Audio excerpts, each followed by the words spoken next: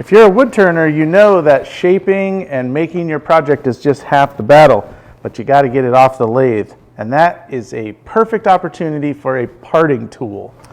So parting tools come in all shapes and sizes, different brands.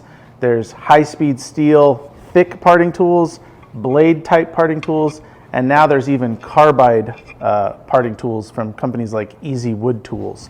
I don't have one here, but this is the most traditional type of parting tool. It's a simple high-speed steel tool, and it works really well to make large cuts in the piece, or if you're cutting a tenon, you can really size your piece down with something like this.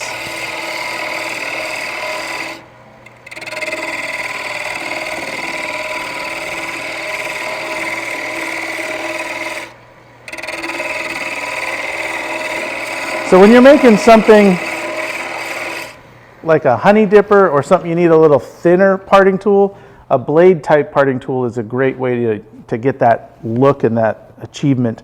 Now the important thing with all of these parting tools is sharpening. So let's take a look at that. So as with any lathe tool, sharpening is the most important thing. I've got this platform set to 50 degrees. That's what I do most of my parting tools and roughing gouges with. And this is a quick and simple how you sharpen. Once your grind is where you want it, I can just press it into the wheel,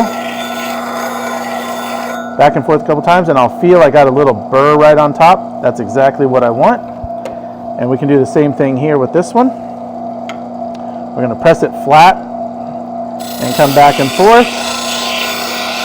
And I should have a nice little burr on top, and I got a great burr. I want that burr on top. The burr will last 30 to 45 seconds of cutting. It'll keep cutting past the burr, but it won't cut as well. So I often will cut a little bit and then come back and resharpen quite often. Sometimes I don't even turn the grinder off if I know I'm going to be parting something off, because I'll want to sharpen it 3 or 4 times. So when you go to part something off, burr on top, you want to place to where the point of the tool is going to the center of the project. And I just kind of give it a little wiggle up and down. And I'm on square stock, but as it rounds, you'll see I'll start to get some chips and some shavings. There we go.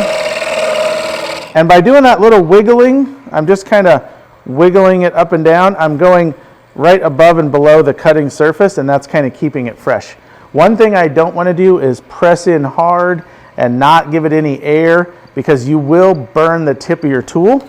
As you can see, somebody did here. It wasn't me, this was probably in a class, but the thing just got fried because it's all that friction. This is cutting by friction. It's got friction on both sides and the cutting edge. And if you are pushing too hard for too long, you will burn it. And you can see we can cut a tenon just as easy.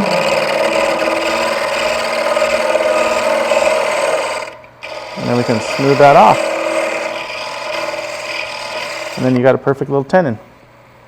So parting tools are super versatile for not only adding elements to your turning, but parting it off of the lathe to make it a finished piece.